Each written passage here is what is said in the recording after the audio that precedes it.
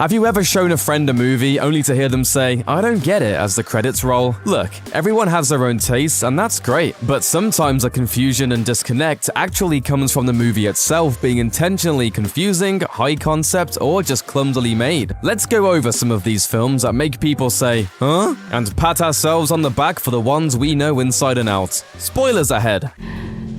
Now that's a proper introduction. Arrival. This 2016 alien invasion film offers a twist on the popular genre by focusing the plot on efforts to communicate with the aliens across a very tricky language barrier. It's a slower, more low-key storyline. We spend most of the movie with Amy Adams' world-renowned linguist character as she tries connecting with the interstellar beings, and begins to understand their complex language. As the movie goes along, we also get to see flashes of her character in another life, caring for a daughter that we as the audience know is doomed to die young. While it's natural to assume that what we're seeing are flashbacks, it turns out we're witnessing a tragedy that actually hasn't happened yet. We learn at the film's climax, along with Adam's character, that the aliens have their own more circular way of perceiving time, and the bond that they build with Adams ends up allowing her to see into the future as they do. While it's among 2016's most critically acclaimed wide releases, Arrival earned a B cinema score, suggesting a decent number of people walked away somewhat confused. With its complicated, somewhat challenging plot twist, that's understandable, but ultimately a shame. This flick is truly a cinematic joy. And then on the other side of the spectrum, Batman vs. Superman: Dawn of Justice. This movie isn't confusing because it's too smart for the audience or anything like that. It's mostly that it just doesn't make any sense. From Wonder Woman's motivations to the basic structure of the plot, Batman vs. Superman is a movie that barely hangs together, and only scrapes by thanks to sounds and spectacle. The heavily criticized Martha moment wasn't just a head-scratching failure because it was weird, even though it totally was. The real problem was that it just wasn't enough to explain why Batman would suddenly decide to not fulfill a mission he'd pursued obsessively to this point. This movie does a lot to convince us that Batman believes with absolute certainty that Superman is a danger to the world. So it really doesn't make sense that having a mother with the same name would be enough to deter Batman, and even have him describe himself as Superman's friend just a few scenes later. I'm a friend of your son's. I figured. The cape? This, coupled with the movie's unexplained dream sequences and Jesse Eisenberg's nutso version of Lex Luthor, makes the film feel fundamentally illogical, incomplete, and frustrating. Lots of longtime fans of these characters were pretty upset with how the movie handled the source material, and if Batman vs. Superman was someone's introduction to the DC universe, they probably left the theater wondering what the hell they just got themselves into. Only God Forgives. Nicholas Winding Refn and Ryan Gosling followed up their dreamy and fantastic film Drive with a hard left turn into the abstract with 2013's Only God Forgives. Taking the action to Thailand, Gosling stars as, essentially, a way less interesting, non-driving version of his character from Drive. He spends a big chunk of the movie wandering through the dreamy Bangkok cityscape, leaving audiences to wonder, what the hell is going on? If that wasn't weird enough putting enough, we're also treated to surreal karaoke sequences from a character called both Lieutenant Chang and the Angel of Death, and described by the director as, quote, a mythological creature that has a mysterious past, but cannot relate to reality because he's heightened and he's pure fetish. Okay. The entire movie's kinda like that, and it's not hard to imagine that some folks left the theater feeling worried that they weren't smart enough to understand it. Well, here's some good news. There's not actually much going on in this overblown film. For anyone who left the movie feeling confused, don't sweat it. You were totally justified. None of this makes any sense. Prometheus. Fans and critics alike have talked about this movie's puzzling failures quite a bit, but there are plenty of good reasons to do so, especially when you consider just how much potential Prometheus had. The film is an ambiguous prequel in the Alien film franchise, but it unfortunately confused audiences with everything from its character's basic motivations to its strange conclusion. I think there might be some confusion about our relationship. The truth is that Prometheus almost works, but it falls short as it spends a lot of time hinting at plot and story while failing to actually deliver the necessary parts that make an audience care. Even longtime fans were unable to connect to anything happening in front of them during Prometheus. It was so weird and fundamentally unsatisfying that it's no surprise the franchise is eager to get some distance from this one. Prometheus 2 has been renamed Alien Covenant, and fans' hopes are high that it can bring the franchise back to form. The Butterfly Effect. Serious actor Ashton Kutcher's The Butterfly Effect is one of the dumbest movies ever to remain essentially watchable while being completely illogical at the same time. While you might think the movie makes sense, if you take even a second to really think about the plot, it totally falls apart. Kutcher's protagonist is blessed, or perhaps cursed, with the ability to use old personal tokens to phase back through time to memorable moments in his life. And so, he spends the bulk of the movie trying to fix his mistakes, usually only to emerge in situations that are even worse. The premise and baseline rule of the movie, that the slightest change can alter the course of your life entirely, gets thrown out of the window time and time again whenever the script deems it necessary. In one scene, as Kutcher tries to defend himself inside a violent prison, he goes back in time to stab his hands, frightening the other inmates with his sudden new wounds. But if going back in time to change the slightest thing changes everything, then why is Kutcher still in jail? Why did the wounds appear as if by magic, instead of appearing scarred over after what should have been an entire life of having them? Is it really worth it to try and figure out this movie's logic? Well, no. So, if you don't get this one, don't worry too much. No one really does. It's a great example of a pretty good idea that ultimately was poorly executed and left much to be desired. Ah, well. A mysterious sex box, a 150-year-long dream, and so many time loops.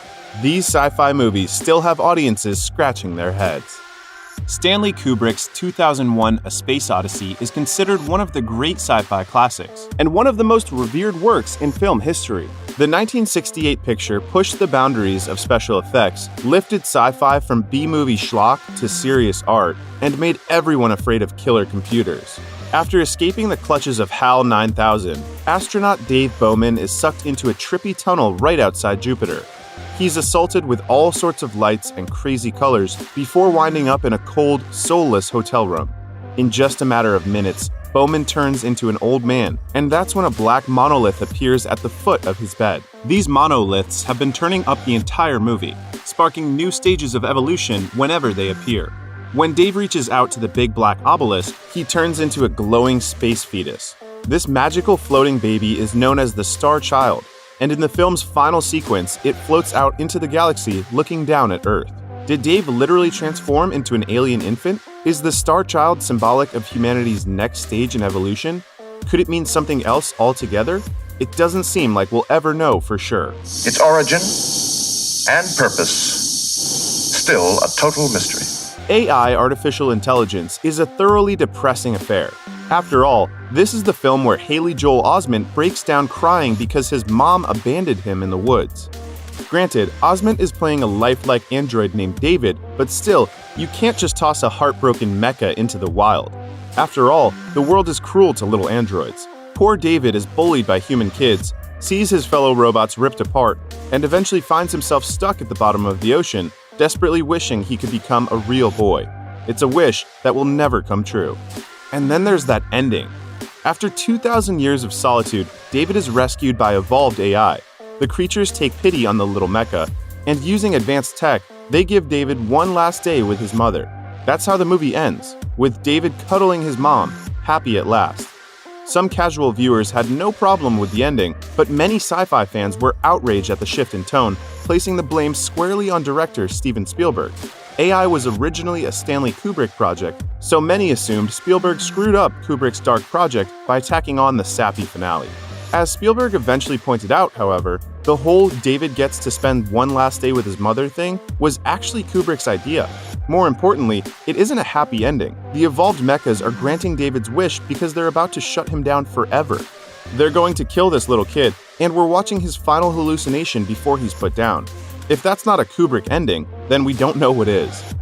Richard Kelly's cult classic Donnie Darko hit theaters in 2001, but fans are still trying to solve this incredibly complex sci-fi flick to this day. The plot follows the titular Donnie, an angsty high schooler who narrowly avoids death by a falling jet engine thanks to a 6-foot-tall rabbit named Frank. If that isn't crazy enough, the film soon introduces the concepts of time travel and alternate dimensions, turning a coming-of-age tale into a cryptic head-scratcher. You're weird. Sorry. Yeah, that was a compliment. There's a lot of questions raised by Donnie Darko that you probably won't see the answers to on your first viewing. We know Donnie has to stop an apocalypse, but what exactly does that have to do with wormholes? How do deceased characters come back to life? What's up with that demonic bunny? And why is Donnie wearing that stupid human suit? It's all so complicated that Kelly felt the need to release a director's cut to help fans put the pieces together. Donnie Darko is a movie that demands rewatch after rewatch. And while it's possible to gain a decent understanding of the plot, there's no denying that it's a mad movie.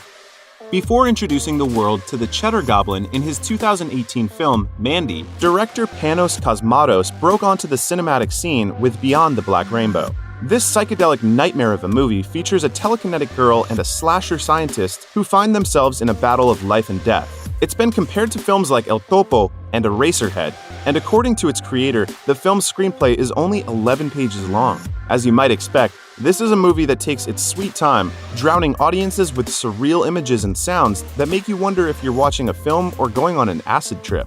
The movie prompts so many questions. What's really happening at the Arborea Institute? What's up with that glowing crystal? And what exactly happens to the villainous Dr. Nile after he goes beyond the Black Rainbow? By the time you come down from this incredibly disturbing trip, you'll either immediately want more, or you'll have completely lost your mind. Ex Machina is a creepy film that examines what might happen when humanity finally creates artificial intelligence. And what might happen?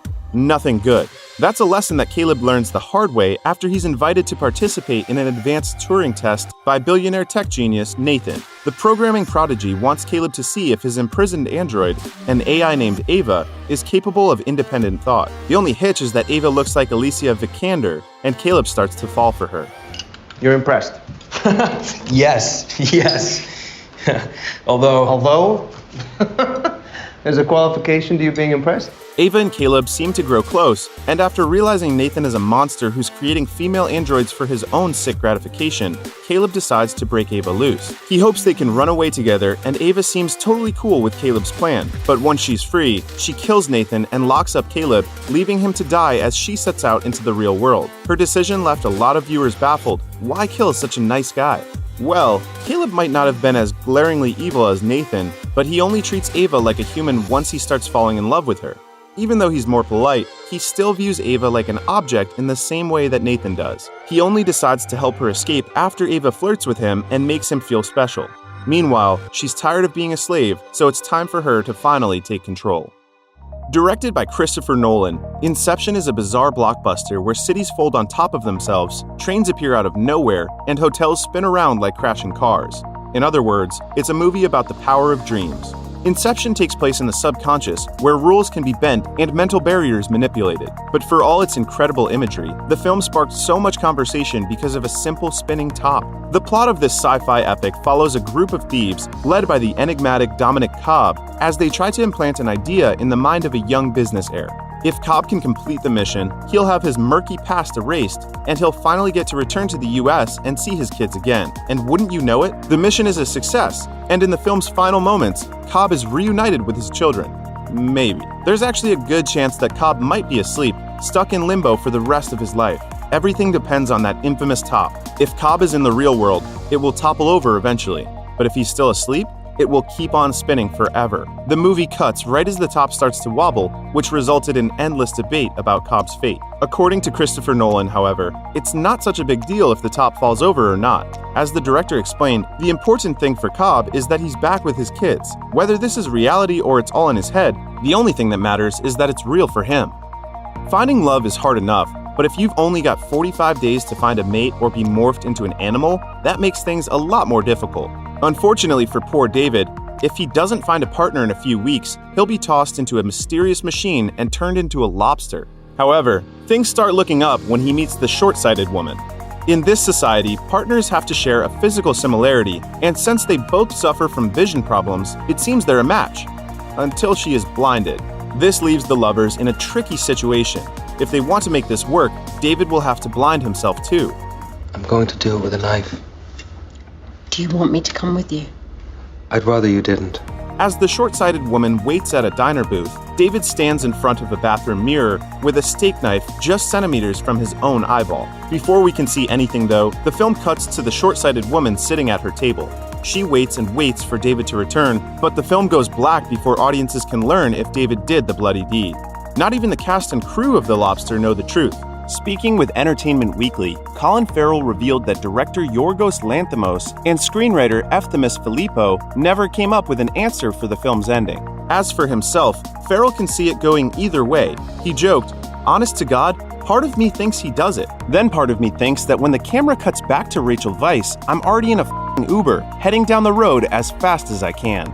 The actor also raised the possibility that David could have faked blindness, so he could be with his lover while still maintaining his eyesight. Whatever your interpretation might be, it probably says a lot about the way you view romance. Written, directed by, and starring Justin Benson and Aaron Moorhead, 2017's The Endless follows two brothers who escaped a UFO cult when they were younger, but are lured back by a strange videotape.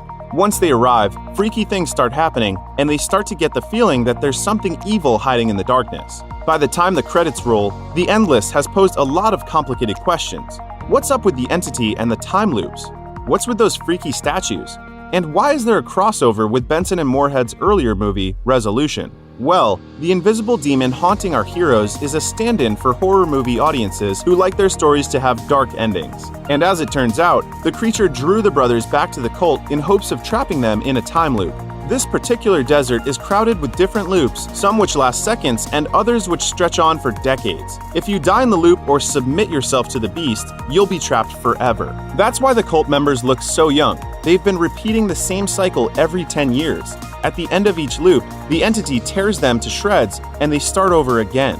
It's all part of the creature's need for scary stories with violent endings. It turns out that the guys from Resolution are stuck in a time loop of their own, a revelation that adds new depth to the 2012 film. As for those monuments, they all represent the evil entity. They were constructed by the victims stuck in the loops, and they're meant to express how these poor souls viewed the demon. Judging by the apparent age of some of these sculptures, it seems like this interdimensional creature has been trapping people for a very long time. Christopher Nolan's 2020 sci-fi flick Tenet just might be the filmmaker's most confusing movie yet. Met with lukewarm reception by critics, Tenet is a high-concept puzzle box that's more interested in giving the viewer clues to solve it rather than answers. What the hell happened here?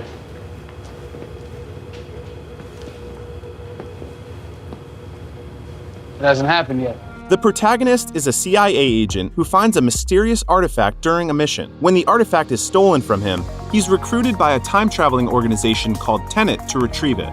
The protagonist and his handler Neil travel the globe to recover the artifact, but nothing and no one is as it seems. That sounds straightforward enough, but things are never so simple in a Christopher Nolan movie, and the ending of Tenet is one of his most confounding. The film's core narrative centers around the concept of time inversion. That means the entropy of objects from the future can move backwards, so things from the future can get brought into the past. Those in the present move forward, while the future moves backward, at least in the present. To achieve this effect of two opposite movements at the same time, Nolan shot the time inversion action sequences twice, one normally and the other with the actors moving backwards. Getting your head around the concept of time inversion is the first key to unlocking the rest of Tenet. Most viewers are bound to get lost their first time around, as the movie breaks down linear time to render it a circle. That's why even the movie's biggest defenders say it takes another trip around to really get it to click.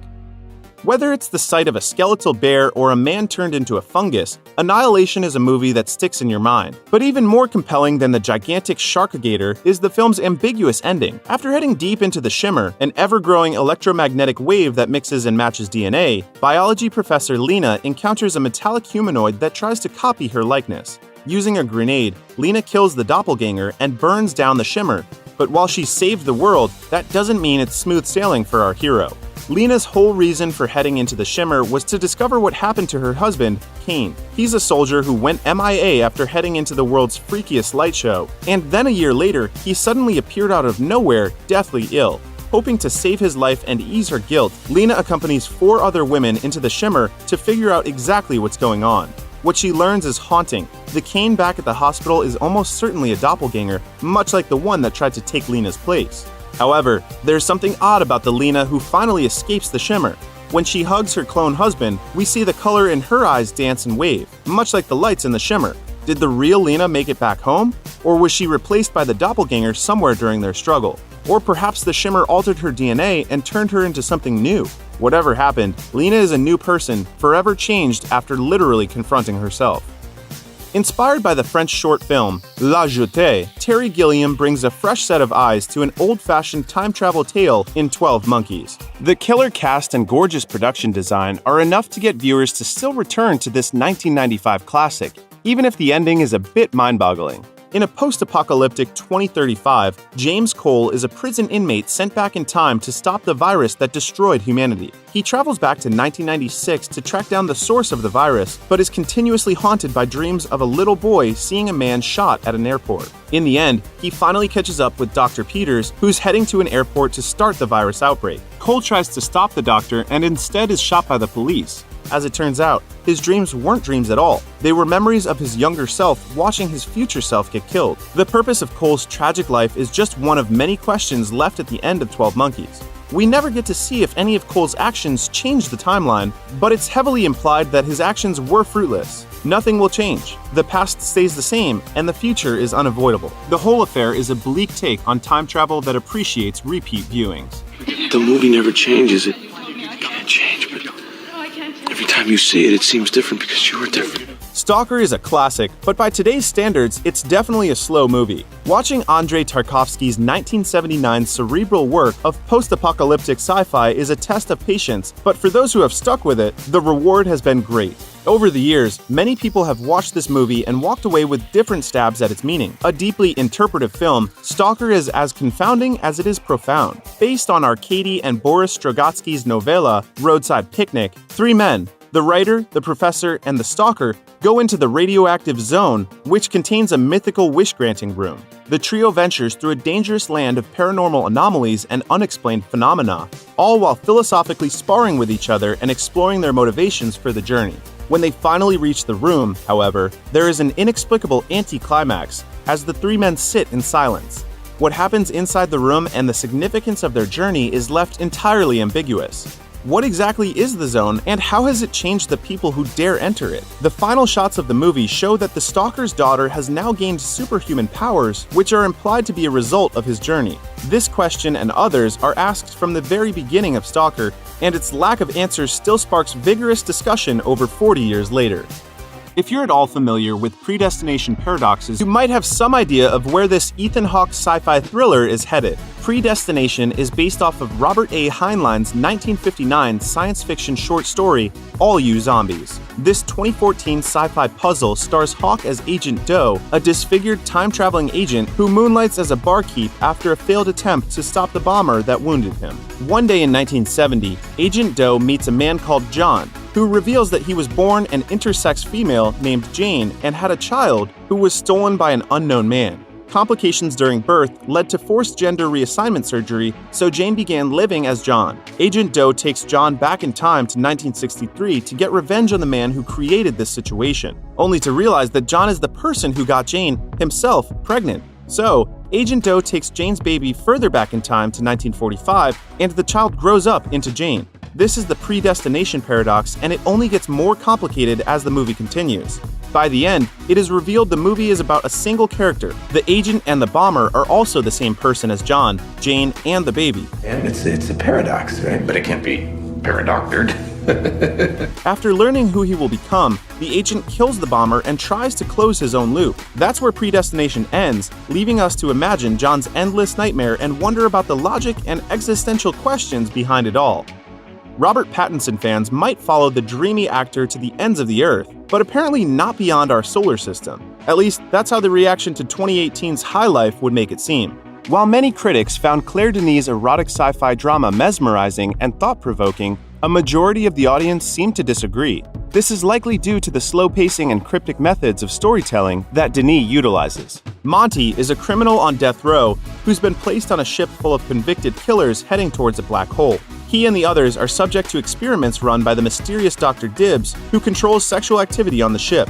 Monty manages to father a child, and he works to keep himself and his baby alive amidst the intense psychological pressure of Dr. Dibbs' experiments. High Life is focused on sex, but many viewers are still unsure about what exactly the movie has to say about sexuality thanks to its dreamlike quality. Its most puzzling aspect is its representation of the box, a room that the prisoners use to stimulate themselves. Denis described herself as pro-sex in an interview with Slate and clarified that she sees the box as something positive.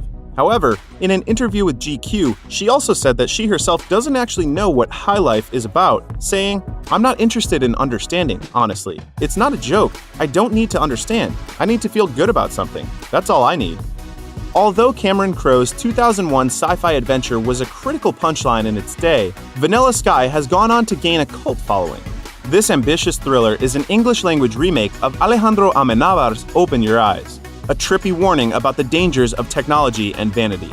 Narcissistic playboy David Ames is in a horrific car accident after his jealous girlfriend Julie discovers his relationship with another woman, Sophia. After recovering, David rejoins society and starts dating Sophia again, but his reality starts to disintegrate in strange ways. The ending of Vanilla Sky reveals that the movie has taken place inside David's lucid dream that has been going on for 150 years. After disfiguring his face and losing Sophia in reality, David opted to exist in a cryogenic hypersleep inside a dream, where he can live a fantasy life until the technology needed to repair his face is perfected. His idealized fantasy world gets ruined by a glitch in the system, so David is given the choice to either stay in the dream or leap off the roof to break the illusion and return to reality. Look at us. I'm frozen and you're dead. And I love you. What David ultimately chooses and what it represents is unclear. He decides to jump and break free from his dream, but he doesn't know for certain if he will wake up, or what the world will even look like now after so much time. In the final moments, we hear a woman's voice call to him, but it's not clear whether he has made it to reality or if he has finally passed away. The bittersweet romantic drama, Eternal Sunshine of the Spotless Mind, is a collaboration between surrealism experts Charlie Kaufman and Michel Gondry. When Joel and Clementine break up, they both decide to undergo a procedure to have their memories of each other erased. The majority of the film takes place in Joel's mind as he recalls his doomed relationship with Clementine as the memories get deleted. After going through the procedure, he retains one vague recollection of Clementine telling him to meet her in Montauk, where they first met. Despite the procedure's success, both lovers find each other again in Montauk and start again, even after learning the truth of their chaotic and painful relationship. This might seem to defeat the point of the sci-fi elements, or even the story as a whole, but it speaks to the movie's central theme of love. These two have a special connection, and nothing can get in the way of that. It's a hopeful ending, although seeing the way Clementine and Joel's relationship plays out makes one wonder if they're doomed to repeat the same mistakes. Should these two really be together? Or is the love that was strong enough to bring them back together also enough to break their old dynamic? According to Vanity Fair, Kaufman originally conceived of a darker ending in which Joel walks away after learning the truth. Knowing that Gondry and Kaufman disagreed over whether Joel and Clementine should end up together further enhances the uncertainty of what comes next for this eccentric couple.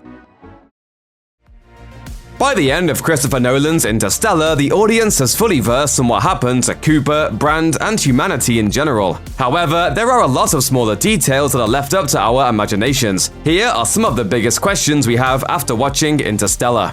It's obvious that Interstellar takes place in the future, although just how far in the future is never clarified. We do receive a few clues that the world of Interstellar isn't tremendously ahead of our own. The characters' clothing and housing all seem to line up with current designs, and while the robotics technology is certainly more advanced than what we have today, it doesn't appear to be too far beyond where we are now. In order for the Lazarus mission to have departed 10 years before the start of the film, humans must have made significant strides in space travel and cryosleep technology a decade before the movie started at the latest. And Cooper looks to be in his late 30s or early 40s at the start of the movie, which means that his flashbacks to his career as a NASA pilot must have taken place within the past couple decades before the movie began. One theory, referencing the book The Science of Interstellar, extrapolates that the wormhole near Saturn was discovered in 2019, placing the beginning of the movie around the year 2067. However, this is based on supplemental material and not the film itself. While this seems like a reasonable guess based on the information presented in Interstellar, we have no way of knowing for sure. One of the most curious throwaway lines in Interstellar happens early on, when Cooper mentions how MRI technology could have saved his late wife. And if we had any of those left, the doctors would have been able to find the cyst in my wife's brain before she died instead of afterwards.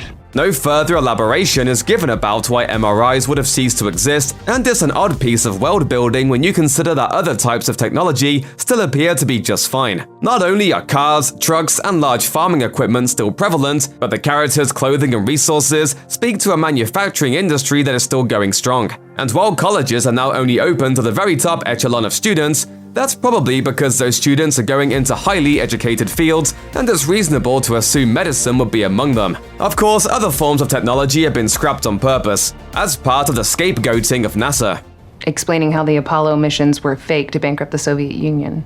In response to the blight that wiped out most of Earth's crops, the history books were rewritten to teach that the moon landing was faked and that space exploration was futile, in an effort to keep humanity focused on fixing the problems of Earth, not dreaming of the stars. But MRI machines don't seem like they should have been lumped in with spaceships in that particular disinformation campaign, since they're used to diagnose patients here on Earth. Could one of the gravitational anomalies prior to Interstellar have fried all existing MRI machines simultaneously? Perhaps, but in that case, why not build new ones? Interstellar never offers any clarity on what happened to the life-saving technology, so we're left to guess.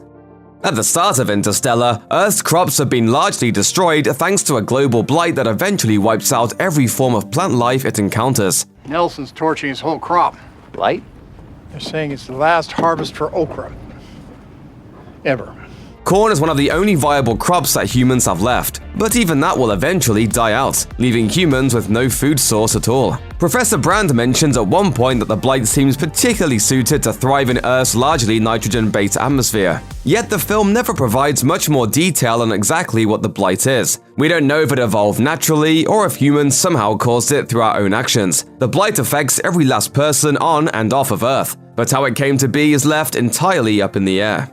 Before Cooper heads off into space, we get a couple glimpses of what life is like in Interstellar's dusty future version of the United States, and it begs some interesting questions about the supply chain. Although the school principal mentions that most students will grow up to become farmers, lots of other industries must still be up and running in order to create the world in which the Coopers live. Basic utilities all seem to still exist, and cars seem pretty common, which means that the fuel industry must still be chugging along. Most meals are corn-based, but the Coopers eat a variety of dishes requiring other ingredients that they don't seem to grow on their farm, implying that at least a modest grocery supply chain is still up and running. Their clothes are dusty but intact, so there must be a functional textile industry as well. And perhaps most bafflingly, there still appear to be professional sports teams with the money for new, custom uniforms. It causes us to wonder exactly how long the list of viable professions is in the world of Interstellar, and why everyone talks as if the vast majority of people are farmers when the world they live in tells a different story. Even in secret, NASA is still an agency run by the American government, so it's unsurprising that Interstellar tells a pretty America-centric tale. But what's going on in other countries while Professor Brand is spending decades solving his equation to save the world? Surely they're not just sitting around waiting for the Americans to save the day. But we never get so much as a hint as to what they are doing. Cooper does mention at one point that there are no more armies, which implies that instead of the widespread famine prompting war, it has instead incentivized Earth's population to work on the problem together.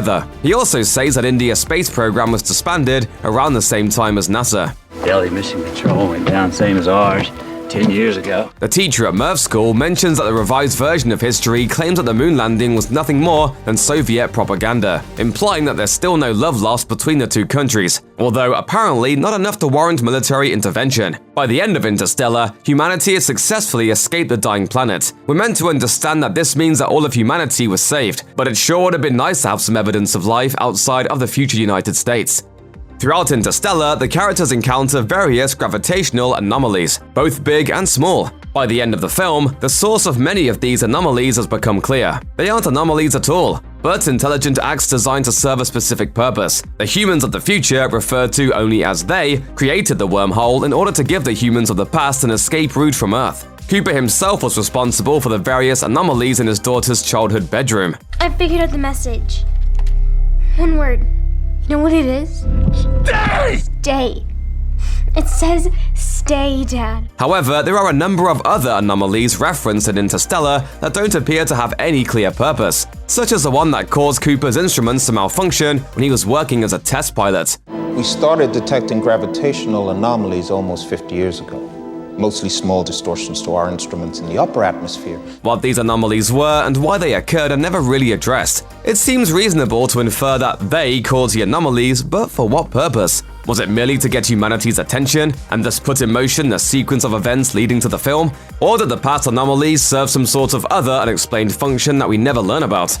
By the time Cooper is finally able to collect and transmit the quantum data from the black hole Gargantua to his daughter Murph back on Earth, only a few years have passed for Cooper and Brand. but decades have elapsed on Earth. During that time, Professor Brand has been tirelessly working on his gravity equation, although Murph later finds out that he'd known for years it was unsolvable, and was merely trying to give the people on Earth a glimmer of hope until they eventually suffocated to death in the degrading atmosphere. However, for that entire time, Professor Brand and Murph are working inside the massive space station orbiting Saturn that we see at the end of the film. Once Cooper Station is in space, we see that its inhabitants are able to use the space inside it to farm, creating food for the humans who have escaped Earth. So why weren't they using the stations for that purpose when they were still on Earth? Granted, they couldn't have used every inch of real estate for farming if they were tied down by gravity, but it seems like they should have been able to figure out a way to use some of it, especially given how much time they had. When the Endurance leaves Earth, it's only been 10 years since Wolf Edmonds and the other scientists first departed on the Lazarus missions. But by the time Brand finally makes it to the planet where he'd set up camp, nearly 90 years have passed and Edmonds has died. It's implied that he was killed when a rock slide destroyed the cryo chamber in which he was hibernating. Although it's also possible that he died due to a malfunction in the chamber itself and the rock slide happened afterward. That Edmonds didn't survive until Brand was able to reach his planet isn't really surprising. But what's interesting is the question of when he died. Although Edmonds was only sent to his planet with 2 years worth of resources, he could extend that almost indefinitely with his cryogenic pod. So when Brand and the Endurance first emerged from the wormhole 12 years after Edmonds first departed, only a year or two would have passed for Edmonds, assuming his pod was still functioning. Even after Brand had lost 23 years on the water planet, Edmonds could have still been alive. It's possible that if Cooper had taken Brand's suggestion and headed straight to his planet, they might have arrived in time to save Edmonds. Although in that case, Cooper might not have gotten the data that saves the rest of humanity. When the Endurance departs on its mission, they're heading to a system in a distant galaxy with 3 potentially habitable planets, based on the data sent back from 3 of the astronauts on the Lazarus mission. However, 12 astronauts originally departed 10 years earlier, with a mission to each explore one of 12 possible worlds. They all knew that the chances of their world being able to support human life were slim, and that if their planet wasn't a good candidate for relocation, that they'd be on their own for the rest of their lives. However, while it's implied that none of the other 9 worlds the Lazarus astronauts visited were viable, and that those astronauts eventually died, we don't actually know that for sure. It's possible that one or more of the planets was viable, but something happened to the astronauts or their equipment before they could send back the thumbs up that would send NASA to them. It's even possible that one or more of the astronauts is still slumbering away in cryosleep. Not really living, but not truly dead either. Throughout Interstellar, humanity receives help from them, mysterious beings that the scientists of NASA assume must be benevolent extraterrestrials. However, by the end of the film, Cooper realizes that they aren't aliens at all, but actually the humans of the future, who have figured out a way to exist and to navigate in 5 dimensions. This creates a bootstrap paradox, in which the existence of the humans of the future depends on them already existing to help the humans of the past. But that's easy enough to explain in the world of Interstellar, where time may not actually be linear at all. What we don't know is exactly how far in the future these 5-dimensional humans are, or if they even exist in a specific time at all. Once Murph solves Professor Brand's gravity equation, it opens up a whole new world for humanity. Not only are they able to escape their dying planet, but they're able to thrive in new ways that they never could on Earth. Perhaps Murph's breakthrough is precisely what lays the groundwork for these new future humans, meaning that they're not as far ahead of the humans aboard Cooper Station as one might think. Then again, it could take centuries or even millennia for humans to evolve to that point. At the beginning of Interstellar, Cooper's 2 children, Murph and Tom, function as pretty typical siblings, neither best friends nor mortal enemies, but simply 2 kids who mostly get along and occasionally get under each other's skin. All that changes though when Cooper leaves aboard the Endurance. Murph spends the next few decades nursing a grudge against her father, while Tom does his best to remain in touch, even long after Cooper stops responding. During that time, Tom marries and has 2 children, but his oldest dies a few years later of complications due to the dust-saturated atmosphere. Murph, meanwhile, throws herself into her work with Professor Brand and rarely visits home, but eventually returns to try to convince Tom to move his family out of their old farmhouse and underground with her. When Tom refuses, Murph decides to trick him, luring him away so she can essentially kidnap his family. She doesn't actually manage to leave before Tom returns, and by then she's realized she has what she needs to solve the gravity equation and save humanity. But while Murph gives her brother a relieved hug upon his return, Tom doesn't look nearly as ready to bury the hatchet. Despite Murph's great accomplishment for humanity, the action she took with her brother's family significantly overshot the boundaries he'd set. But we never see Tom again after that, making us wonder if the end justified the means for him, or whether Murph's actions damaged their relationship permanently. After Cooper emerges from the black hole, they drop him off near Saturn, right where a ranger from Cooper Station is passing by to pick him up. While it's only been a few minutes for Cooper since he jettisoned himself from the Endurance in order to send Brand onto Edmund's planet, it's been over 60 years for the people of Earth, due to the time slippage in Gargantua. Even if it took a while for Murph to actually implement a solved equation and launch the space stations, humans have had decades in which to find a new home. And yet, Cooper Station and others like it are still content to just float around near Saturn, despite never having received conclusive data about the world just on the other side of the wormhole. We know the wormhole still exists, since that's how Cooper returns to Brand at the end of the film. As far as NASA knows, one of those planets from the Lazarus mission could still be a viable new homeworld. It's understandable that they wouldn't want to send an entire station through as a guinea pig, but why not send a few rangers after the Endurance went silent? It seems like by the time Brand arrived on Edmund's planet, a whole human colony could have already been set up and ready to go, and she wouldn't have had to be alone at all. The final episodes of fan-favorite TV shows tend to be emotional, from sadness to a sense of closure, and even to anger over things not panning out quite as audiences may have expected. In the case of these shows, though, the major feeling most fans got after watching their final moments was total confusion. Here are some TV show endings that required a little unpacking. The Sopranos. Perhaps the most perplexing TV finale of all time, The Sopranos' final scene is still nothing short of confounding. Throughout the last season, fans picked apart every episode, theorizing about how the story of mafia boss Tony Soprano would conclude, but chances are nobody saw this coming. In the final moments, the show's anti-hero and his family are shown sitting at a diner, listening to Journey's Don't Stop Believin', before Tony notices a man looking around the diner and... The quick-fire curtaining was so abrupt that many viewers thought something went wrong with their cable feed, and when they realized it wasn't a technical error, they were fuming even more. According to series creator David Chase, the ending was meant to imply that Tony would always be paranoid, and that endings for guys like him usually come out of nowhere like this. But it's taken fans years of dissection to draw their own conclusions about Tony's ultimate fate, and even still, not everyone's convinced it was conclusive. It was a huge letdown for what was otherwise a legendary series. Roseanne. For 8 seasons, Roseanne brought the Midwestern blue-collar life to light by way of the Connor family. From their consistent money troubles to their kids' disappointing decisions, the sitcom series was underscored by some relatable drama that carried it for nearly a decade without issue. But then in the 9th and once final season, the Connors came into some serious dough after winning the lottery, and the show went completely off the rails. The last run quickly turned into some Beverly Hillbillies redux that featured Dan having an affair, Darlene delivering a premature baby, and a massive last-minute twist that basically erased it all. In the final moments, we find out the whole series was a book written by Roseanne, but she's taken some creative liberties to cope with and escape her harsh realities. Notably, Dan hadn't had an affair because he died from a heart attack years before. And as a result of that switcheroo, she proceeds to explain that much of the events seen on the show never happened, like who her kids actually married. The wonky ending was not well received, and with the Roseanne revival en route for 2018, we can probably count on that backtracking to take another drastic turn, as John Goodman is reprising his role for the new series. As far as we know, he's not expected to return as some zombie, no matter how much the Connor family loved their Halloween tricks. Look here, you're gonna need stitches.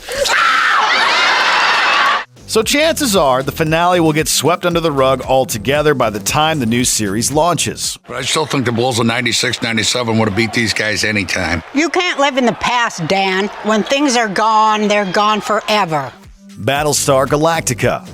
With Battlestar Galactica, the Sci-Fi Channel took the classic 1970s show about space hippies and turned it into a gritty story about the last humans trying to survive in outer space. The show featured humans that were from another galaxy, venturing out into space looking for the lost human colony of Earth to make a new home there. In the last season, they finally find the third rock from the sun, but it's a nuclear wasteland and everyone is dead. The confusion sets in when we see Kara Starbuck Thrace return from the dead under mysterious circumstances to usher them into their new dwelling. She'd seemingly passed away in the prior season, so her ill-explained revival was a head-scratcher indeed. But then things got even more inexplicable when, in the finale, she is shown saying goodbye to Apollo before disappearing into the wind. I am done here.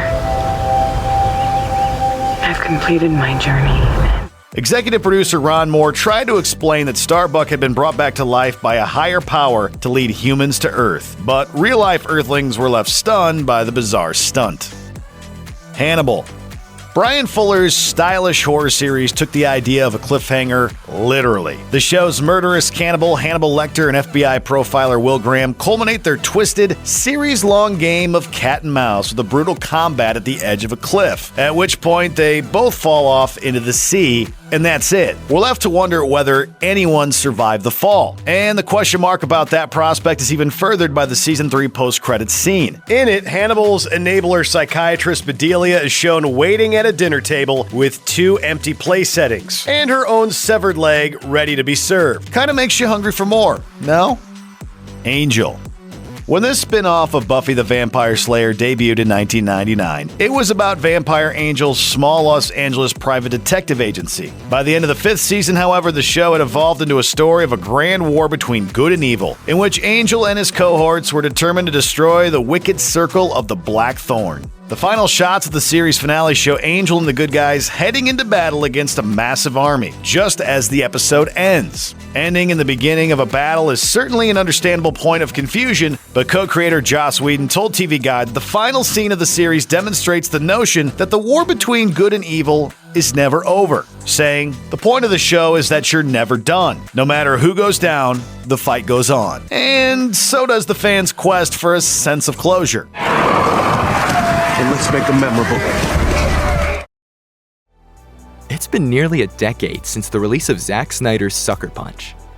To sort through our many conflicting feelings about this mind-bending action thriller, we're giving the film another look and examining all the things we still don't understand about it. But first, a word of warning, major spoilers are ahead. After accidentally killing her sister while trying to protect her from their abusive stepfather, a young woman, only known as Baby Doll, ends up in a mental asylum. From the moment she arrives, she's at the mercy of a corrupt and vicious orderly named Blue. With just 5 days remaining until Baby Doll is scheduled to be lobotomized, she teams up with 4 other inmates to plot a daring breakout. Now, this is where things start to get a little tricky. As Baby Doll works towards escaping physically, she appears to be escaping her bonds mentally as well. She starts imagining fantastical worlds in which she and her crew are powerful heroes going on a series of grand adventures. It's all a bit complicated, so let's break it down step by step. Sucker Punch operates on 3 levels of reality. The first is the real world, which is the corrupt mental asylum where it seems that Baby Doll and the other patients are victimized by the staff. The second level is a nightclub that also functions as a brothel for its wealthy clients. Baby Doll imagines that the asylum is in fact this dangerous nightclub run by a violent and possessive mobster. The third level of reality is Baby Doll's totally fantastical and heroic world of adventures, which is always set to modern rock and pop music. We completely understand the asylum. That's the real world. We also basically understand the fantasy sequences. Baby Doll imagines a place in which she's powerful because in the actual world, she's not. But it's that second layer of reality, the nightclub and the brothel, that has us confused. It certainly isn't functioning as escapism for any of the female characters. The imaginary brothel is no less hostile than the asylum, just slightly different. We can't really think of a deeper thematic or artistic motivation behind its inclusion, apart from being an excuse to dress up all the female characters in miniskirts and lingerie. This is a joke, right? Unless we're missing something, we can't figure out what the film would lose if it cut out the brothel and only had 2 levels of reality instead of 3. The tone would be the same. The trauma would be the same. All that would change are the costumes and color palette. Oh, and the fact that the characters wouldn't be in a brothel. Each time Baby Doll dances in the nightclub reality, she's temporarily transported to a different fantastical world full of enemies and monsters that she must slay. She's faced with everything, from giant samurai to zombie steampunk soldiers to killer robots. The implication is that these are Baby Doll's dreams, but why would a young person from the mid-1900s be dreaming in the tropes of modern geek culture? That would be crazy! However, there's a version of this that could have worked. In movies, a character's dreams are a general reflection, in some way, of who that person is. Director Zack Snyder has stated in interviews that the comics magazine Heavy Metal was a major inspiration for Sucker Punch. So perhaps Baby Doll herself could have also been established as a comic book fan. Or even better, she could have been an aspiring writer or artist who was just a couple decades ahead of her time, dreaming of fictional worlds that didn't exist yet. For much of the movie, it seems as if the filmmakers treat Baby Doll much the same way as her captors do, simply as a means to an end, an object that only exists to fulfill their wishes. She isn't really a person, and her inner life doesn't matter. These sequences are, rather transparently, just the writer's fantasies and not hers. Whenever Baby Doll and her friends are fighting enemies in a fantasy sequence, they're also dealing with a problem in the nightclub reality. However, most of the time, the actions they're performing within a fantasy seem to have little to do with the corresponding goals they're trying to achieve outside of it. Do the specifics of these fantasies actually matter to the real world? Or are they just supposed to look really cool? For instance, in one sequence, Baby Doll is distracting a wealthy man by dancing, while another woman, Amber, steals a lighter from his jacket. In the fantasy, however, Amber is providing air cover from a plane so that Baby Doll can sneak up on a baby dragon and steal a pair of magic crystals. The action is a complete inversion of what's actually happening in the nightclub level of reality, for no apparent reason. And it makes it difficult to get emotionally invested in the dragon slaying scene. One notable exception to this lack of cohesion occurs when the women are trying to steal a kitchen knife. When they fail and Rocket gets stabbed by the cook in the nightclub reality, we cut back to the fantasy world, where Rocket heroically sacrifices herself to save her friends. It's one of the stronger moments in the film, primarily because the specifics of the fantasy sequences actually mean something. A popular fan theory about Sucker Punch is that Baby Doll isn't actually the point of view character. In truth, the entire story is being told in past tense by Sweet Pea, the only woman who actually escaped. Some take this theory even further, asserting that Baby Doll herself never existed, and she's an alternate persona that Sweet Pea invented for herself.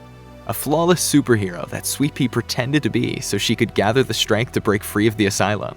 This was never my story. It's yours.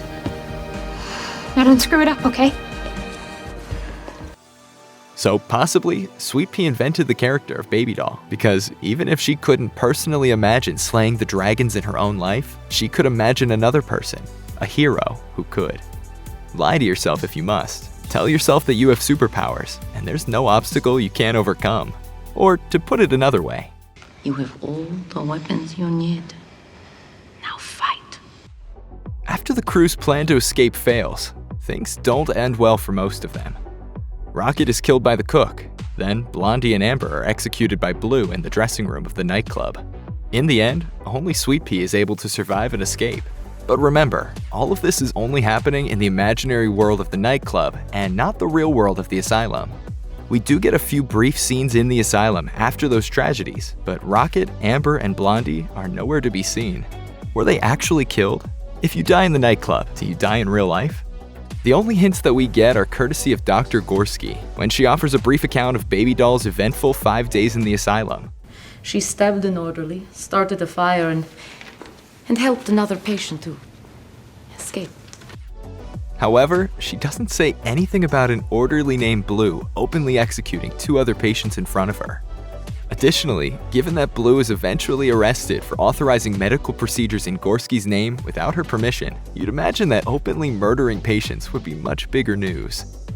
It makes sense if Blue is a powerful and violent mobster and Gorski's working for him, but it doesn't make sense at all if he's a mere orderly and she's a doctor who presumably outranks him. However things went down in the real version of Baby Doll's attempted escape, it was probably quite different. And whether or not Rocket, Blondie, and Amber died in real life, that's just one of the many things we'll never know. There's little in Sucker Punch that's as confusing as the mysterious wise man who appears in Baby Doll's fantasy battle sequences. This enigmatic figure typically offers Baby Doll and her team advice in the form of trite bumper sticker truisms. For those who fight for it, life has a flavor the sheltered will never know. Even more puzzling, these words of wisdom consistently have no discernible relevance to the crew's current situation, nor do they relate to the movie's deeper themes. So why is this character in the film? We get an answer, sort of, in the final scene. As Sweet Pea is boarding the bus that will take her to freedom, some police officers start asking her questions, suspecting that she's an escaped mental patient. Fortunately, the bus driver steps in and convinces them to leave her alone. This character is played by Scott Glenn, who also portrayed the wise man. One potential interpretation makes sense if, as we mentioned earlier, Sweet Pea has been the protagonist all along, and she's telling her story in the past tense. Since all these fantasies are really hers, perhaps she chose to retroactively cast this man who saved her on the bus as a mentor figure throughout her entire story. If so, we can't help but wonder why she wouldn't cast Gorski in that role instead. She was helping all the women stay alive the entire time, and not just at the very last minute. I teach them to survive. You. Sucker Punch definitely has some problematic moments, and most have to do with how the film treats its female characters. The issue isn't that it's about abuse. Plenty of films about exploitation aren't themselves exploitative. Consider Mad Max: Fury Road. Just like Sucker Punch, the plot centers on women who are attempting to free themselves from a terrible situation. Their roads to freedom are similarly long and dangerous, and not all of them make it. What Fury Road understands, however, is that even though characters within the film may treat women as if they're objects, the film itself should always treat them like people. The main female characters get clearly defined personalities, wants, and conflicting philosophies. Though Sucker Punch's heart may be in a similar place, it falls short of the mark in its execution. The film's female heroes are more or less interchangeable Barbie dolls, with minimal dialogue and indistinct personalities. They exist only to be stared at, tortured, and eventually killed for shock value. Contrast this with how the movie treats the primary abuser, Blue. He's perhaps the most complex, three-dimensional character in the film, and his numerous, lengthy monologues mean that he has easily twice as much dialogue as any woman. This sadly proves that Sucker Punch can make a character interesting when it cares about them. It just didn't care enough about its female heroes to do this. Sucker Punch is often accused of being a shallow and exploitative film that only exists as an excuse to show women in miniskirts fighting in slow motion. For all the harsh things we've said about the film so far, we don't think that's entirely fair. The film is clearly trying to make some sort of deeper point. So let's give it the benefit of the doubt and try to figure out what the filmmakers might be trying to say. Within the context of the fantasy sequences, Sucker Punch mimics the tropes of senseless and seductive action films. This practice of filming women in an objectifying way to bring pleasure to the viewer is often referred to as the male gaze, a term coined by film theorist Laura Mulvey. Sucker Punch, however, might be attempting to challenge this paradigm. Through additional layers of reality, the asylum, and the nightclub, the film equates the objectification of women in film with the dehumanization they experience in real life, which could be interpreted as a condemnation of both forms of exploitation. All of this culminates in the scene of Baby Doll's lobotomy. When she's stabbed in the eye, so is the viewer. The male gaze is penetrated, our happy ending denied. We think we're getting a fun, escapist fantasy, and instead, the ending of the film hits us like, well, a sucker punch. So what's the final verdict? Is Sucker Punch pure exploitation or a statement about it? In truth, it's sort of both, but more than anything, it's just confused. The film takes a stab at a feminist message, but whatever it's trying to say gets lost in a web of shallow characters, dead-end plot threads, and inexplicable narrative choices. Have you just ever wanted to just take something back? That being said, for all the film's faults, a lack of ambition is not one of them. There were plenty of bigger-than-life action scenes, stunning imagery, and genuinely outrageous concepts. We'd much rather that filmmakers take big swings like this one, even if they miss and fall down in spectacular fashion. Wow. So much for that little experiment. Whether it's a zombie movie with the heart of a romance, or a look at the terrors of being a parent, these horror flicks aren't properly understood by many of the people who watch them.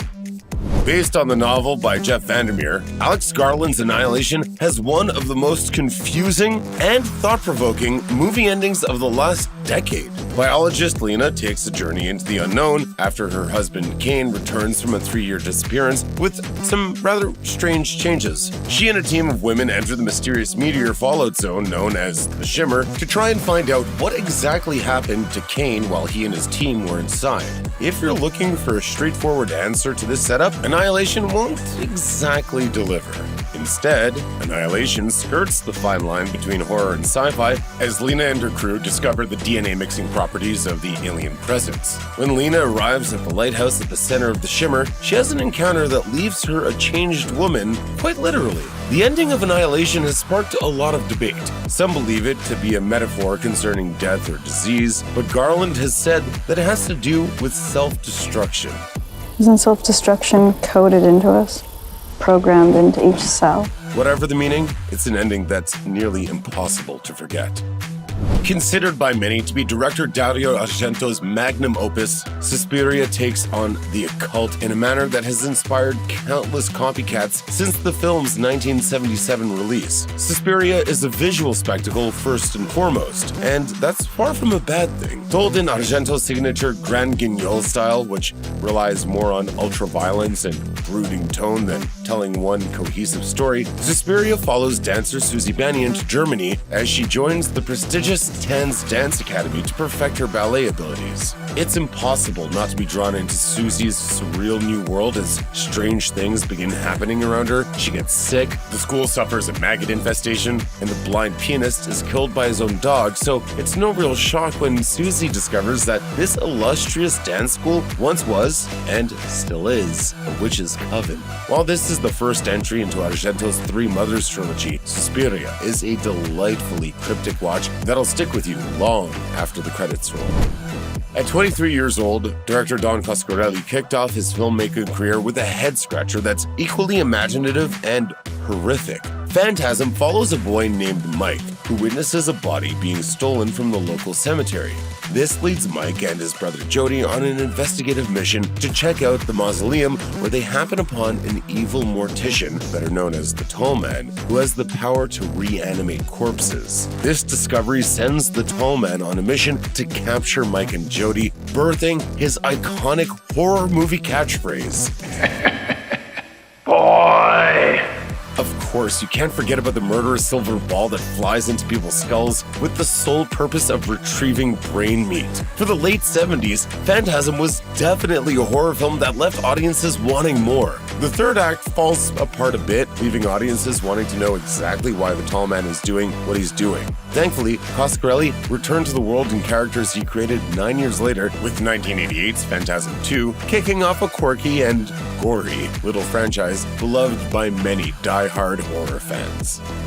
When it comes to style over substance, Beyond the Black Rainbow is a poster child for the phrase. Panos Cosmatos' 2010 debut is chock full of trippy visuals and synth-filled soundscapes, but when it comes to story, there's not much of one at all. Elena is a mute girl with psychic powers, kept prisoner in an institution by a crazed doctor who loves watching her melt down on his many windows and monitors. Of course, once she's figured out how to harness her abilities, she escapes in a mind-bending extended sequence. Overall, the narrative of Beyond the Black Rainbow boils down to the conflict between doctor and patient, using its surreal, futuristic-looking hospital as a unique backdrop. As surreal as the imagery is, though, nailing down an actual plot becomes quite difficult when pressed. Cosmatos' stylistic slow burn was undoubtedly meant to appeal to audiences on a more subconscious level. When viewing Beyond the Black Rainbow with those expectations in mind, one may finish viewing the movie in an altered mindset, but if you're looking for a clear-cut first, second, and third act, it might be best to look elsewhere. After the breakout success of Drive, many anticipated Danish filmmaker Nicholas Winding Refn to go on to make some of the next decade's action classics. Instead, Refn followed up the stylish thriller with two much more baffling films, the second of which was the Elle Fanning-led fashion horror flick The Neon Demon. Fanning plays Jessie, a young fashion model who has recently moved to Los Angeles. There, she meets models Gigi and Sarah and their makeup artist Ruby, who immediately take an interest in her. As Jessie gets closer and deeper, she finds something extremely dark hiding beneath the beautiful facade. What's wrong with that anyway? Women would kill to look like this. As weird as things already were, the ending really takes a turn when Jessie finds herself the victim of her new peer's cannibalistic impulses. On the surface, the twist in the Neon Demon serves as a metaphor for the pain you face if you're a model or actress. The system will change your values and then eat you alive. However, there's also a deeper layer here. Gigi's body rejects Jessie's organs, which symbolizes how she had become rotten or impure. In the process of entrapping and capturing their prey, these siren-like predators have ruined what made Jessie desirable in the first place. Long before Peter Jackson made a name for himself with the Lord of the Rings movies, he brought 1992's bonkers horror goodie Dead Alive, originally titled Brain Dead, to the world. Dead Alive is a simple New Zealand love story buried deep inside a zany undead apocalypse. Hapless hero Lionel Cosgrove struggles to keep his suburban family together after a disease from a Sumatran rat monkey starts to turn normal people into flesh-eating zombies. Of course, things don't go according to plan, meaning it's not long before he has to take things into his own hands, shedding tons of zombie blood along the way to save Paquita, his one true love. You can easily bypass any confusion by looking at Dead Alive as a story of love and redemption, but there's a whole lot of family drama included in Jackson's tale that gives the story some weird, uncomfortable layers. The gory combination of humor and horror puts this gross-out flick in a category all its own. Stephen King may have gone on record many times regarding his disdain for Stanley Kubrick's 1980 adaptation of his classic story The Shining, but the Jack Nicholson and Shelley Duvall starring film is a classic for a good reason. Intense performances, disturbing imagery, epic camera work, and twists galore make this movie a one-of-a-kind masterpiece. It's inspired so many wild theories that it'll make your head spin. On the surface, King's tale explores the story of a fractured family on a descent into madness. Jack Torrance and his son Danny share telepathic abilities. Danny's aware of it, but Jack is not. That brings things to a chaotic and bloody crescendo as the family takes root in the haunted Overlook Hotel in the dead of winter. As a horrific ghost story, The Shining works wonders. But if you go deeper into the theories about the film, many of which are outlined in the documentary Room 237, you'll start seeing odd narrative layers you may not have recognized before. It's impossible to watch The Shining without having some kind of lingering, distressing question. I'm very confused. I just need a chance to think things over. Darren Aronofsky isn't the type of director to pander to the box office. He makes the movies he wants to make and doesn't seem to care what audiences think. That's definitely a good thing, because audiences didn't really care for Mother, to the point that it became one of only a few movies to earn the lowest possible cinema score grade of F. What exactly is this movie about, and why did so many people hate it? The latter question is much easier to answer. Jennifer Lawrence and Javier Bardem star as a married couple looking to rebuild their lives after a tragic fire. As Lawrence attempts to resurrect the home from the ground up, odd events begin to occur that seem to link her own health with that of the house. After an unexpected encounter with a family of strangers, Lawrence becomes pregnant with Bardem's child, inspiring him to write a poem. The poem resonates with the people a bit too much. Soon, the house is turned into a battlefield featuring cult members, looters, and riot police, and by the end, nothing is left. It's a visual onslaught that's anxiety-inducing, deeply upsetting, and downright confusing. Is Jennifer Lawrence's character the symbol of Mother Nature? Is Bardem's poet really a look at the power of humanity in relation to Earth's slow destruction? There's a lot to unpack here for sure, but in a world of formulaic films, Mother is certainly unique, for better or for worse.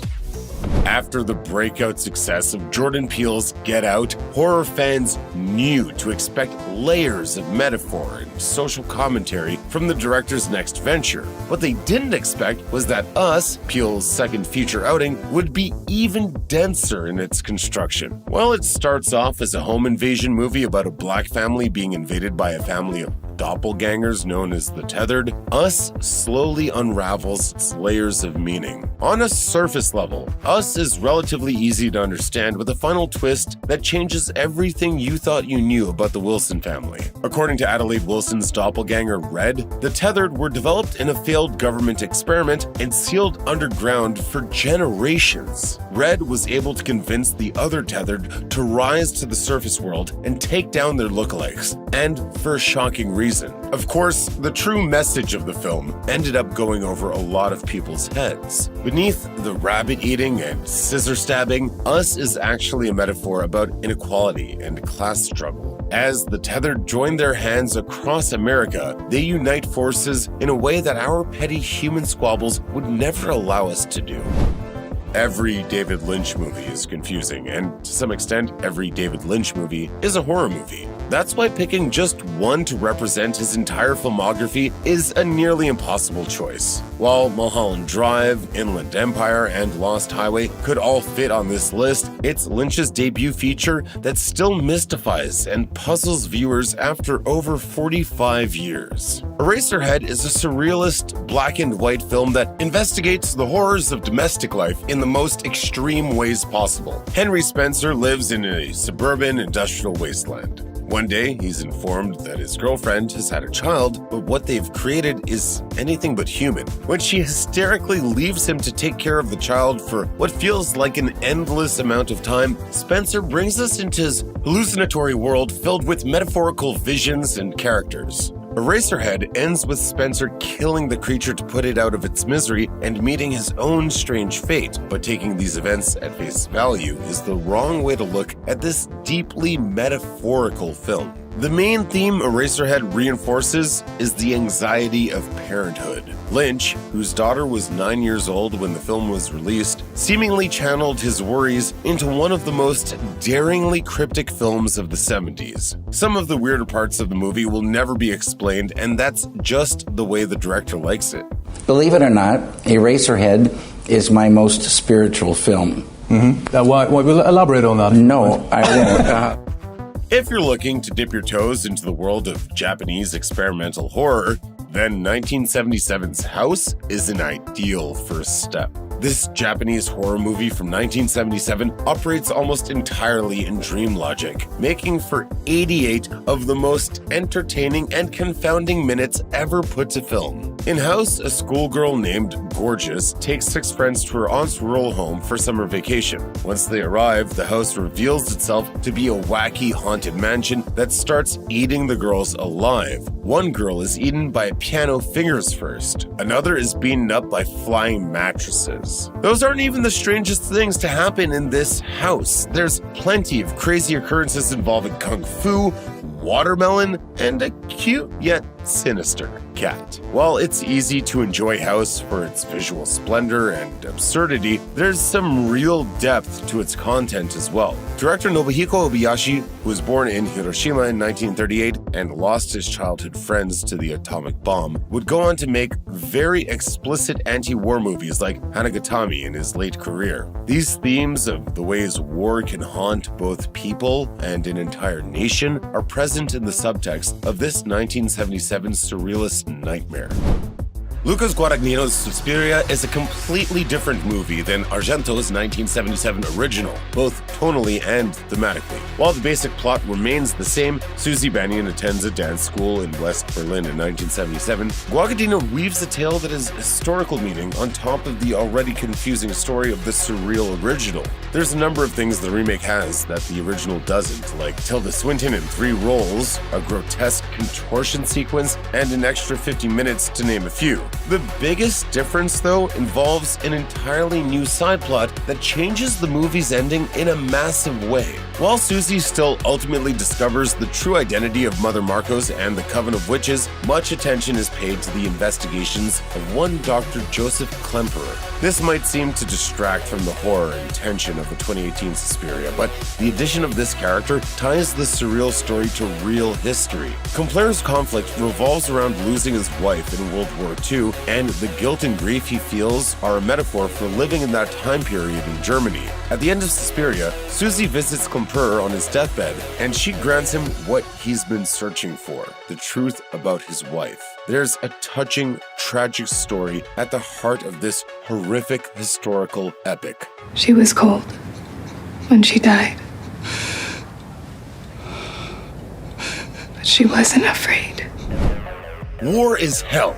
quite literally if you're Jacob Singer. In his case, seen in 1990's Jacob's Ladder, it's the Vietnam War, which haunts his dreams as he tries to live a relatively quieter life as a postman. These nightmares, ranging from cryptic flashbacks to faceless demons, refuse to allow him to move on. Jacob's Ladder can be difficult to follow at times, but there's never any question that the monsters Jacob sees symbolize the post-traumatic stress disorder that so many soldiers bring home with them, if they return home at all. Jacob's earlier life as a married father of 3 is clouded over by the stain of his time on the Mekong Delta, but the reality of his present may be the most terrifying thing of all. What begins as a psychological thriller steeped heavily in demonic symbolism quickly turns into an allegory of heaven, hell, and the place troubled souls can get stuck in between.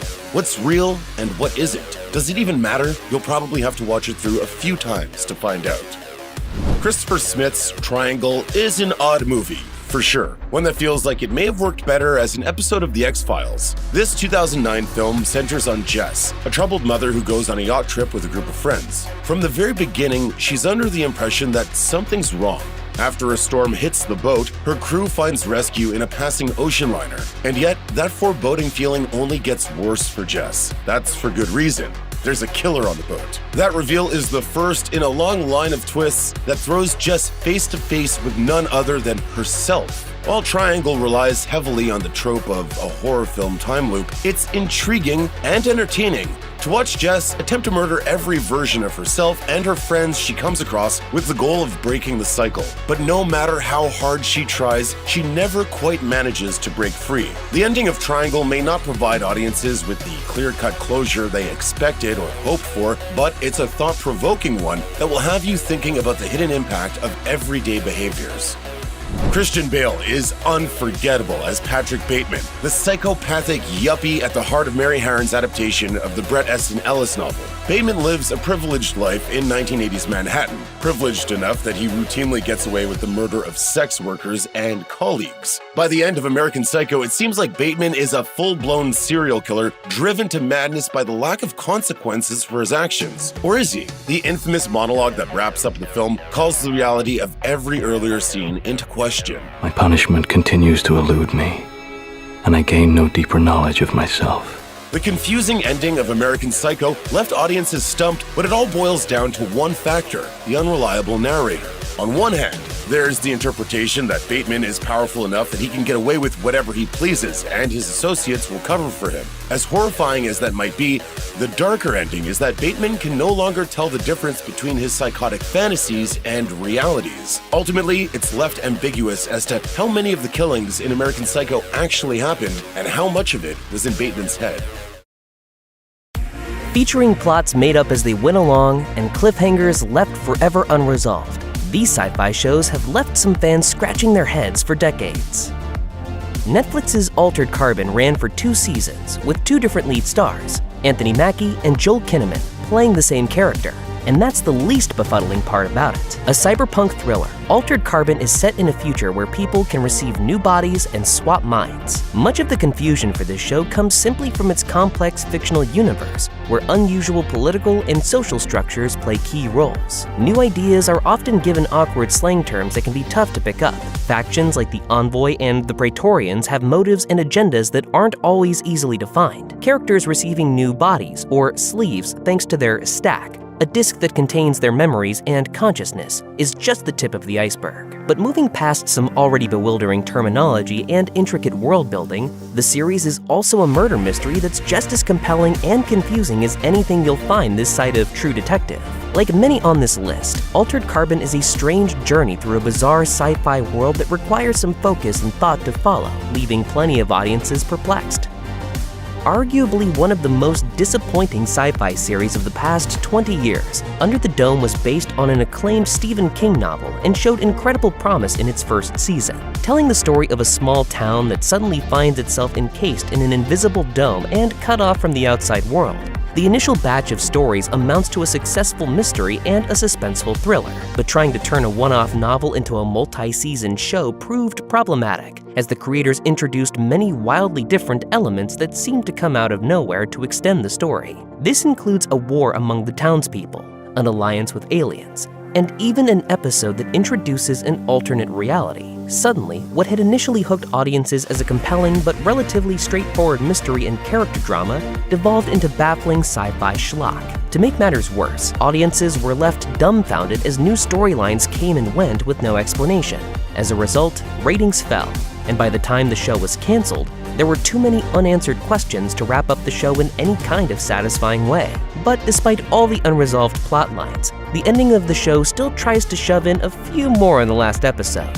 A decade later, Under the Dome is sadly remembered as a frustrating sci-fi adventure that makes little sense.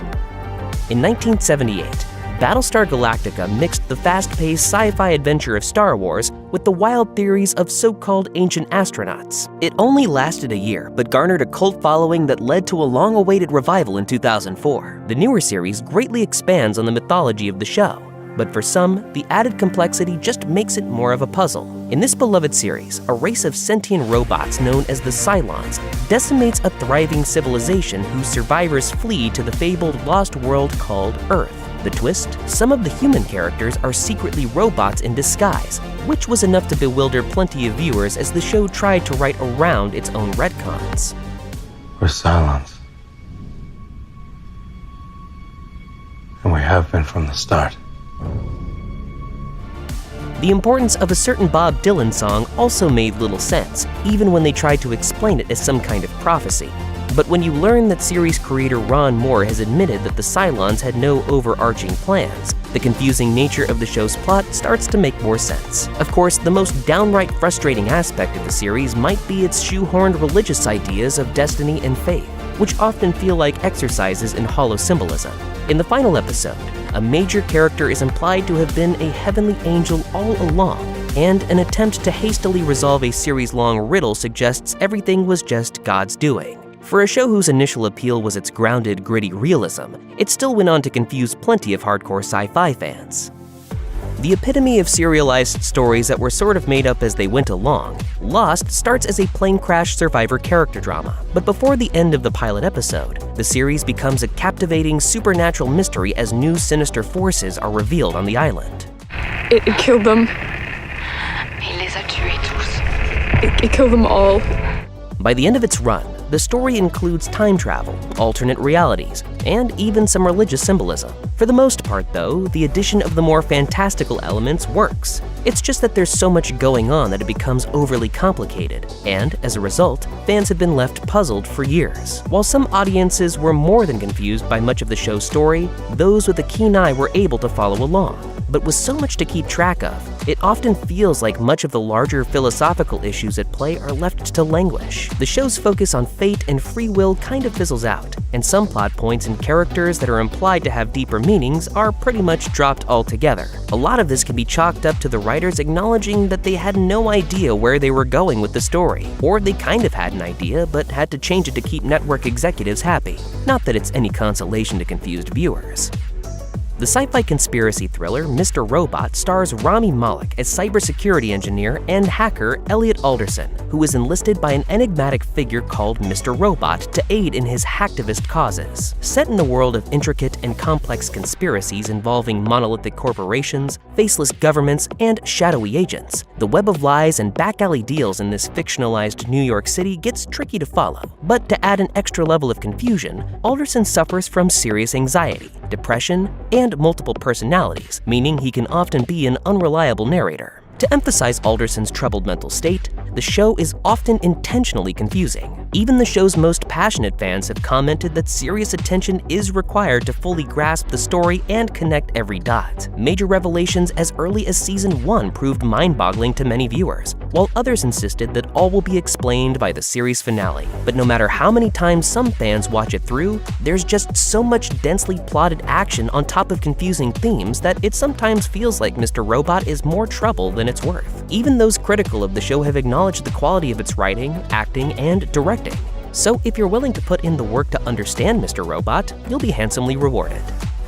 Running 3 seasons, the Netflix series Dark revolves around a child kidnapping that reveals an elaborate scheme by sinister forces that stretches back decades. Between its convoluted time travel plot and examination of the human condition, Dark was called mentally exhausting by Paul Tassi of Forbes magazine. And for good reason, as we're still struggling to figure everything out years later. Even when binged, as many did in 2020 when the series was coming to a close and millions were trapped inside, Dark proves elusive to understand. The series explores time travel in a way that few others have, and forces you down a maze of ancestry that can be very challenging to keep track of, unless you've printed out a family tree. We meet characters when they're young and old. We meet their forebears, their descendants, and sometimes the ways in which they are related isn't always so obvious. But that's hardly the only challenge, as we also discover much of the series is set in divergent timelines, adding a whole other layer of complexity. The series never lets up either. It continues introducing new and confusing elements right up until the end,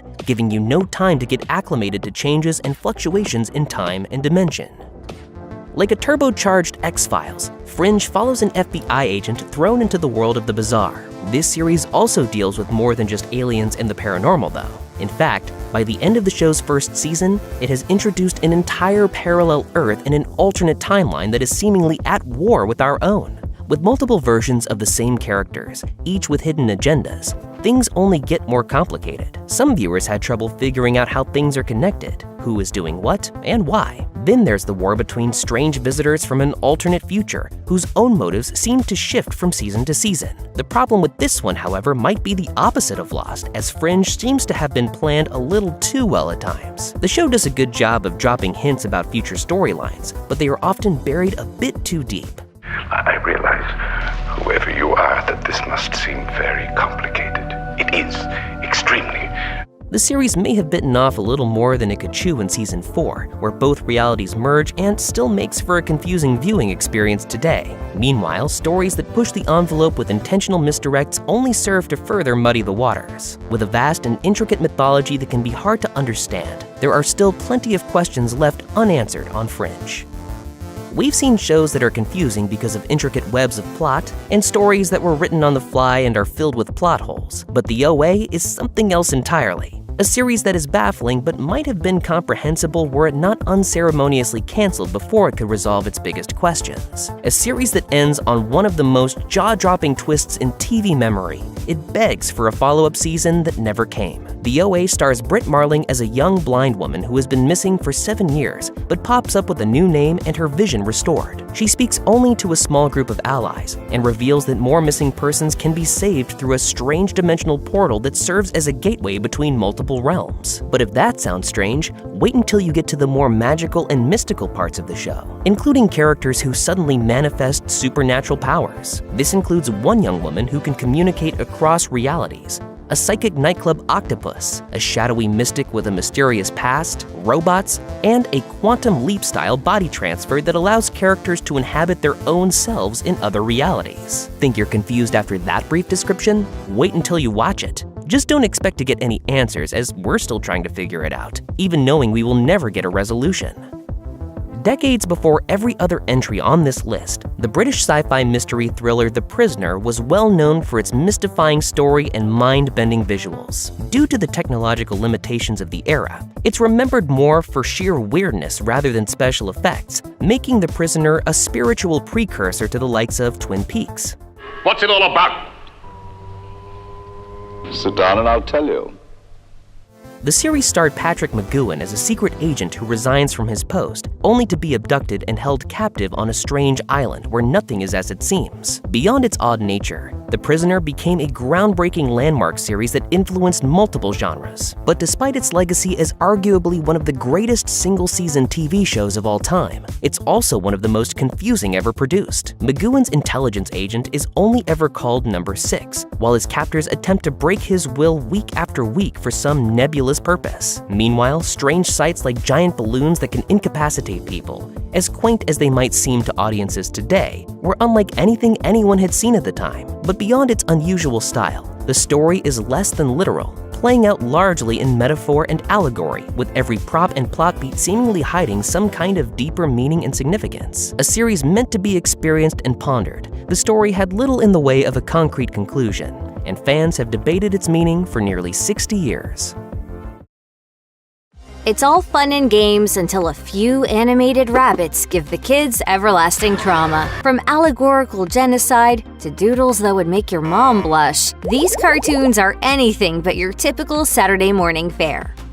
It wasn't too long ago when the Tim Burton-produced computer-animated film 9 hit theaters to a resoundingly lukewarm reception. This was a movie that had a lot going for it before release, including a star-studded voice cast and a seemingly interesting post-apocalyptic premise. It featured the talent of performers like John C. Reilly, Jennifer Connelly, Christopher Plummer, Crispin Glover, and Martin Landau, in starring roles as creepy little robot dolls, reanimated in a post-apocalypse. 9 is centered around a doll named 9, who must fight against an evil artificial intelligence that has destroyed all life on Earth. While the movie had interesting concepts and ideas, it failed to present them in a coherent way, especially in a way that kids could understand. The story focused on 9 self-conscious rag dolls called Stitch Punks, which contain different aspects of their creator's soul.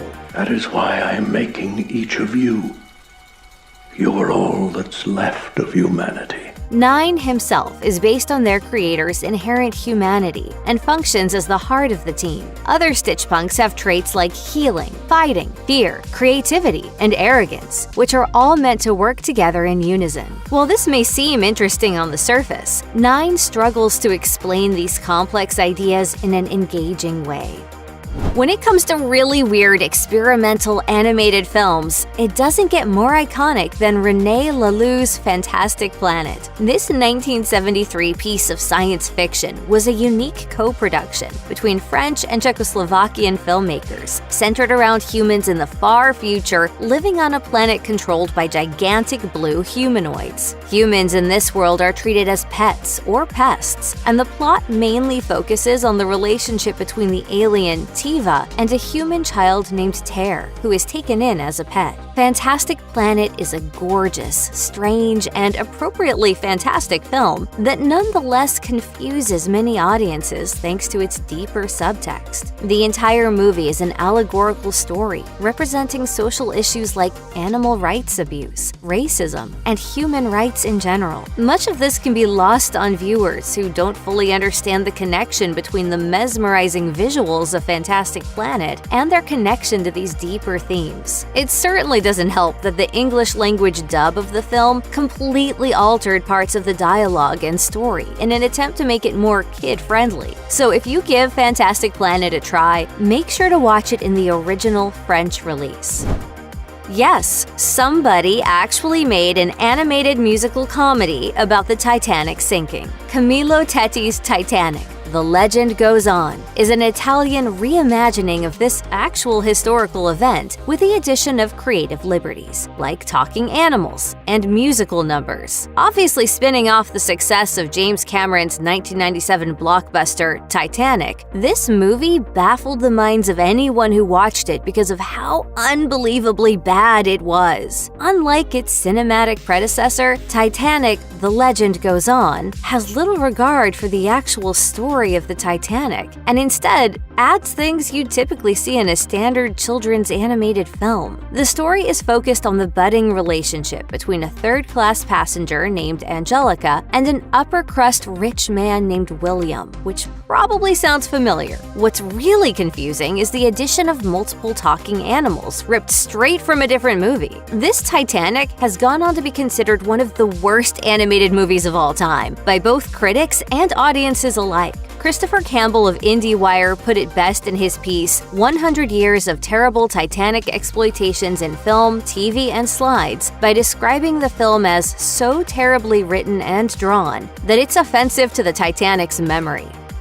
Heavy Metal is one of the wildest movies of the 1980s, featuring a mix of intense sci-fi visuals and a hardcore rock soundtrack that still slaps to this day. Directed by Gerald Potterton and produced by comedy legend Ivan Reitman, this movie is best known for its gratuitous content, rather than its narrative cohesion. Some of the iconic bands to have their music featured in the film include Blue Oyster Cult, Black Sabbath, Devo, Journey, and Cheap Trick. What makes Heavy Metal so confusing isn't that it's a bad movie. It's that the film is a series of mostly unrelated vignettes, strung together into a disjointed anthology of sex, violence, and rock and roll. Come on, baby, let's see what's under there.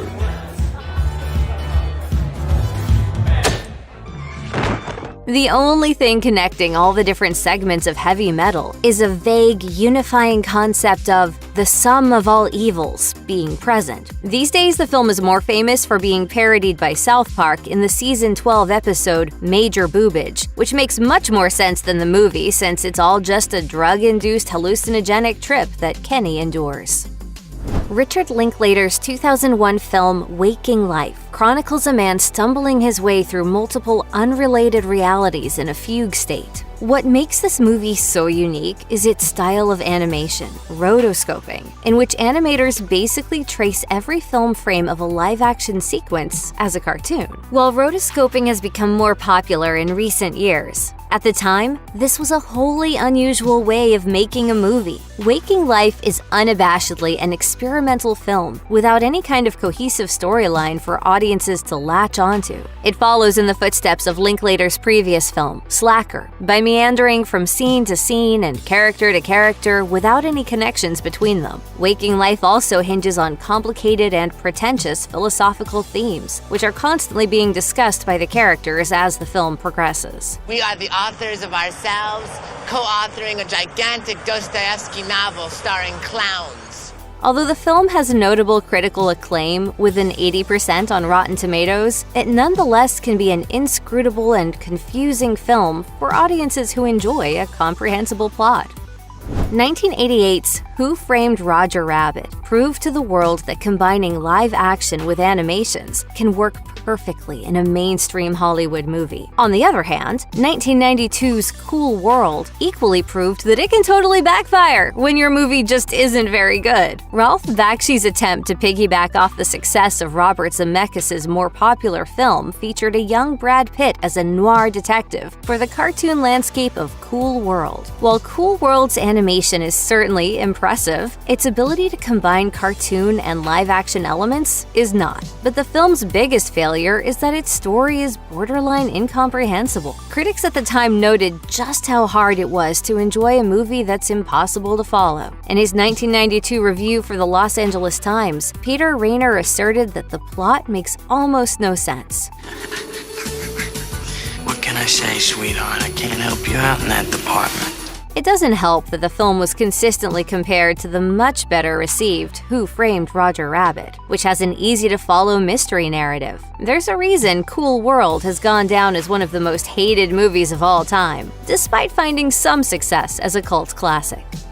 1987's The Brave Little Toaster follows the heartwarming quest of a sentient toaster and his appliance friends as they try to reunite with their lost owner. Similar to Pixar's Toy Story, which would come years later, the inanimate objects of this world are all actually alive, but pretend to be dormant whenever a human is around. While the story of The Brave Little Toaster is easy enough to follow for audiences, what really makes the film so confusing for younger audiences is just how intense it is. Because of its nature as an independent feature film, the creators were able to put in much darker themes than what would have been allowed with rival companies like Disney or Warner Brothers. The Brave Little Toaster puts its main characters into genuine, life-threatening danger multiple times throughout the narrative in ways that genuinely scared its younger audience. One musical number stands out as being confusingly dark, since it depicts living cars at a junkyard singing about their worthlessness before being crushed to death by a large machine. In his review for Film Freak Central, Walter Chaw said it best when he described the film as Blade Runner for children.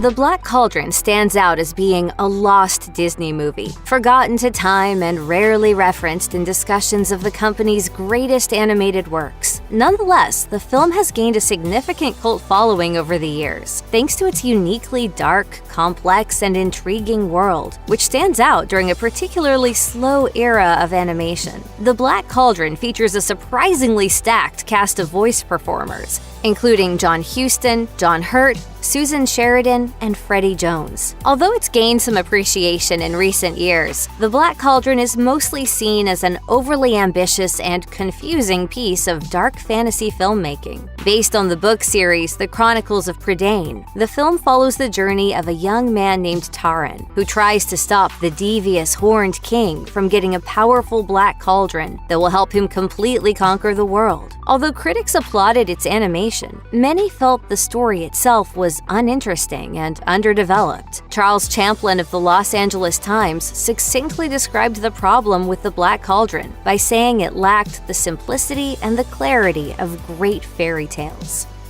1978's Watership Down is an adaptation of a novel by Richard Adams, which tells the story of a group of talking rabbits in the English countryside. The film has become known for its deeply imaginative lore, compelling narrative, and poignant message on the necessity of preserving the natural world. What makes this animated film confusing for many viewers is the dichotomy between the cutesy cartoon look of the rabbits and the intense, foreboding imagery of death and destruction of their environment. The field, it's covered with blood. Adams created an intricate world with its own mythology for his novel. In a 2014 Reddit AMA, he said he even created an entire rabbit language for the story called Lapine. For many watching Watership Down, this all may be a bit overwhelming. After all, it's a movie that looks like it would be about cute little rabbits being cute together. David Robinson of The Times noted in his piece, Down the Rabbit Hole and Into Disneyland, that people watching without knowledge of the book beforehand may struggle to keep up, adding that they might have a little difficulty with the special lore and language of Richard Adams' rabbit civilization.